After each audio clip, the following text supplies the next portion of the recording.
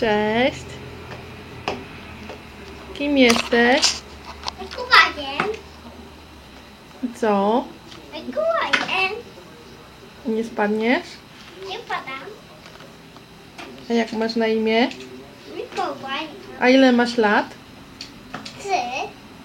3? No prawie, masz jeszcze 2. 3 i 2. 3 i 2 to 5. A idziesz do przedszkola? Tak. A czym się bawisz? Ale samochodami. Tak. A kochasz mamę? Tak. A tatę? Tak. A Basię? Tak. A kogo jeszcze kochasz? Kubę. Kubę kochasz. A babcię kochasz? Tak. A dziadka? Tak. A co robisz z języczkiem? Ale masz języczek długi. Tak? No super. Podejdziesz bliżej?